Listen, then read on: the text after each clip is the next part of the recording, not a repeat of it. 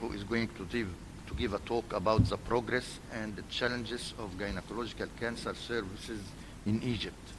Professor Sekotori is a gynecologic oncology honorary professor in Alexandria and Zagazig universities, and the director of gynecology was the director of gynecology and robotic surgery in Christie in Manchester and UK Global Health Academy.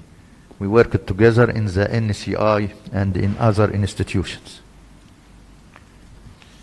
Bismillah ar-Rahman ar-Rahim. Thank you very much, my dear friend and my dear Professor Gamal Amira, one of the leading figures of cancers in the Middle East, really, and an examiner of the International Cancer Society. Is that right? I'm going to talk about the progress and association of progress and challenges of gynecological cancer services in Egypt.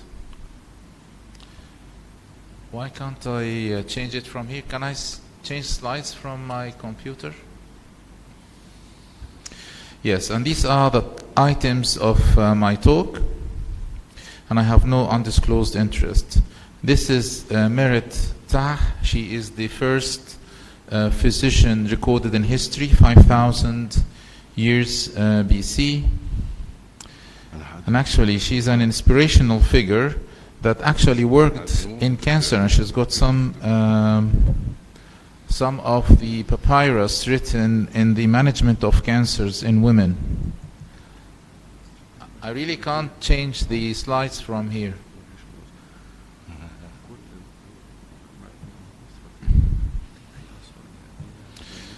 The recent cancer statistics in Egypt shows of the last year shows that there is an incidence of 128,892 new cancer cases diagnosed each year. More than 50% of them sadly will die. The average figures internationally is that mortality from cancer is in the region of, in the developed world, in 30 or 40%. The premature deaths of non-communicable diseases, cancer is one of them, in Egypt is approximately 250,000 Egyptians die every year from non-communicable diseases. The majority of them die from road traffic accidents. But cancer constitutes 20%, almost 20% of the deaths from the non-communicable diseases. Obviously, the highest mortality we get here is from liver cancer. In the female, we get it from ovarian cancer.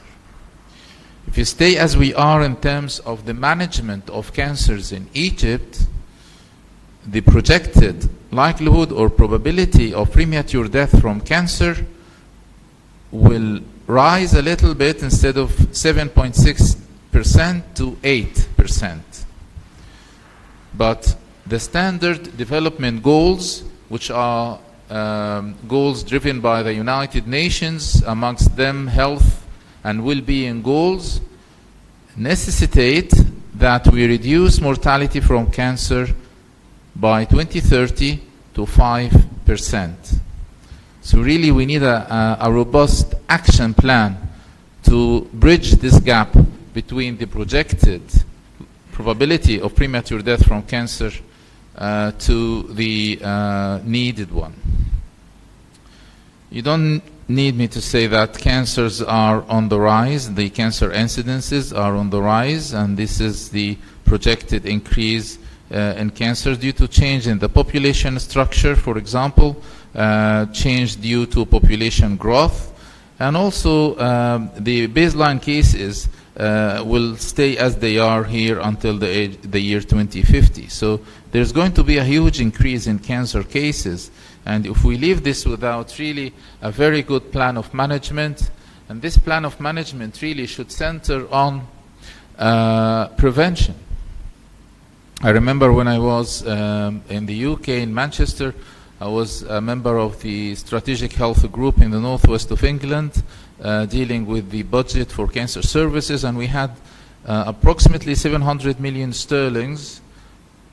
430 something of them went into prevention, and the rest into curative, secondary, tertiary, and other things.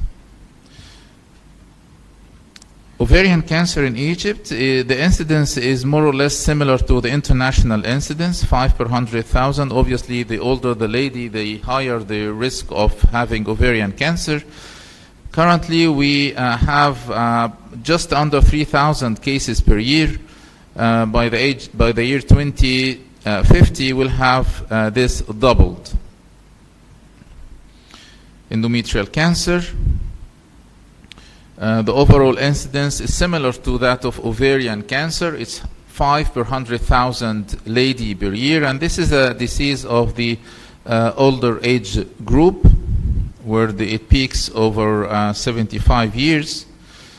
The good thing that we have a preventable measure that really works effectively, because more than 50% of endometrial cancer cases are attributable to obesity. But the bad thing is that Egypt has been classified as a very high country of obesity by the WHO, where 48% of Egyptian females are obese, and the projected number by the year 2025 is that 52% of the Egyptian females are going to be obese. So it's not really improving. Cervical cancer, by the current statistics, doesn't seem to pose a significant public health problem in Egypt, but we really need accurate data and accurate registry to be confident in saying this.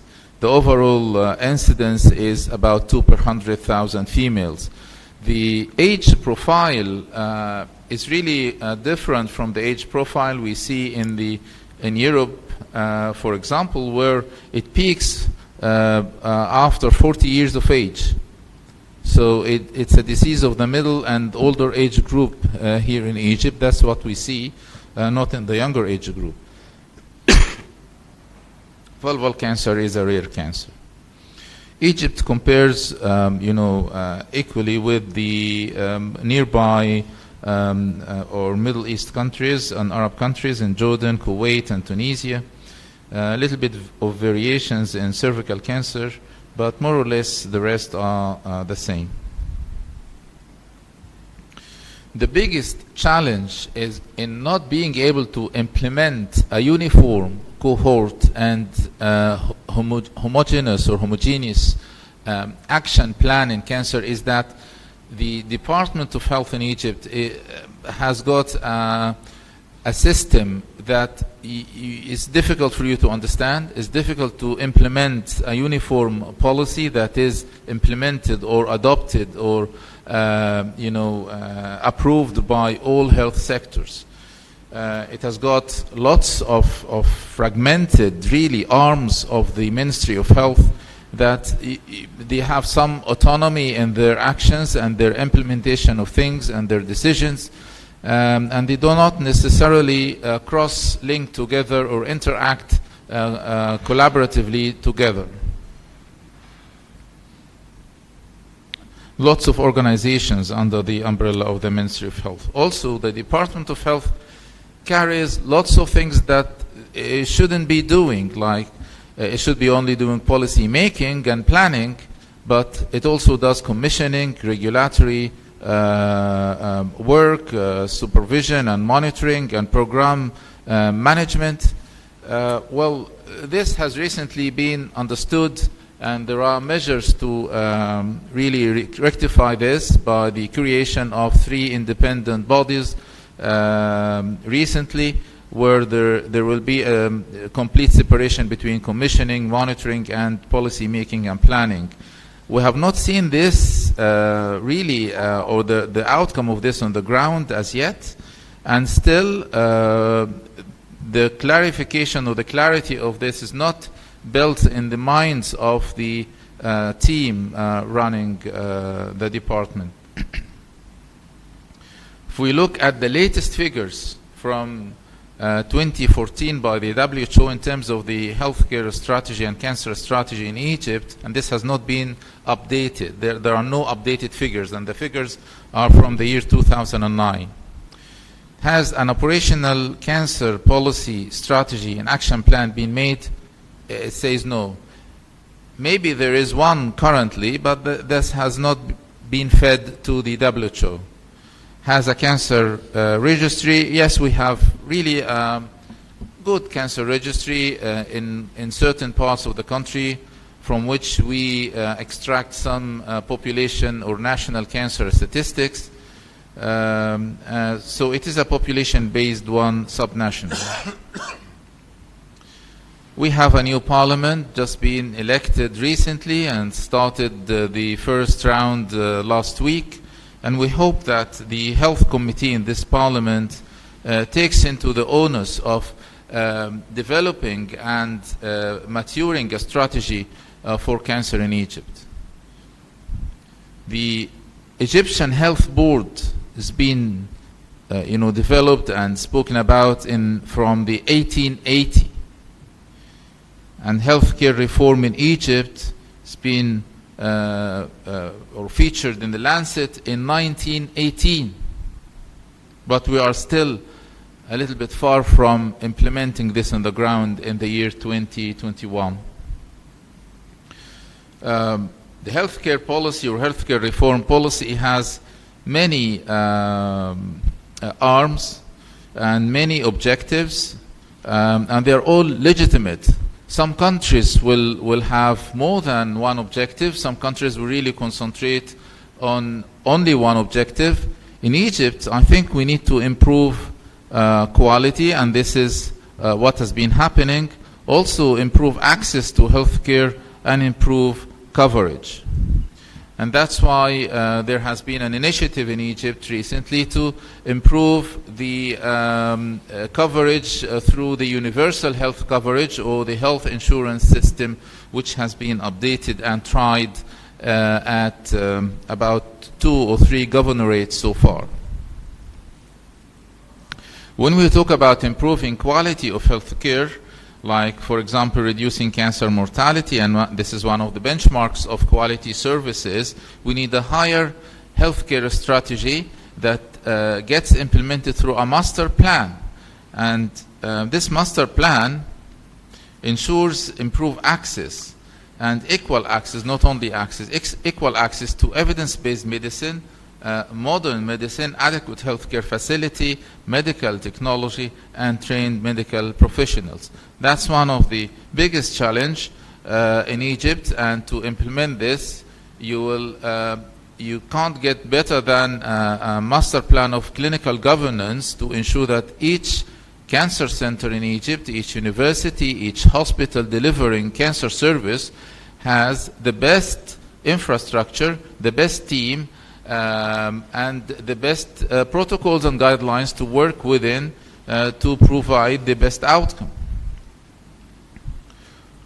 All these parameters or measures feed into the clinical governance to produce quality healthcare service. Recently, the audit concept has been raised and spoken about in Egypt. That is a very good thing, because all the healthcare policy, quality measures are audit dependent. Almost all of them are audit dependent. You need to monitor strategy for quality or the audit portfolio. You need operational policy that has been monitored and audited.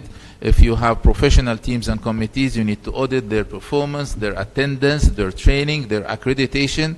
If you have evidence-based standard guidelines and protocols, you need to monitor and audit the implementation of these protocols, the updating of these protocols, and you need to monitor and audit the professional development and progression of the careers of your staff. That concept also feeds into a very essential and important aspect of producing quality in cancer services, which is the quality assurance. This is during the management, diagnosis, and treatment of cancer patients. Also quality control, which is the absolute outcome of the process of treating, and also preventing harm inflicted on that patient. And by ensuring all these three categories, you ensure the total quality management. We are almost 20 years behind the UK in implementing the improving outcome guidance. I'm not getting into the recent ones. However, talking about the very first one that was produced in the United Kingdom in 1999 really is enough to get the Egyptian healthcare system into of cancer care and cancer management into a good shape, an integrated care pathway. We should be talking about the difference between cancer units and cancer centers. We should have operational policies, and we should have care pathways in all cancer centers. These are the parameters of the units, diagnostic services, and linking to the cancers. These are the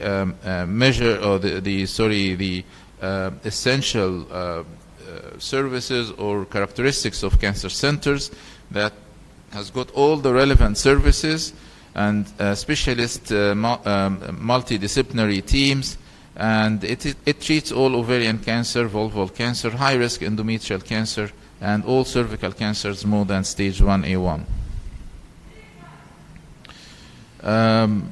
Getting into the grounds of organizing this is maybe not the subject of this talk, but it can easily be reconfigured according to the population density in Egypt, and I don't see any difficulty in getting this done. These are the items of the operational policy. We have standards, clinical standards, service standards, and we have two main outcomes: the adjusted 5-year survival and the peri-operative morbidity and mortality. That should be documented in each cancer center and fed into a national monitoring body that extracts useful policy changes and practice changes that will improve quality.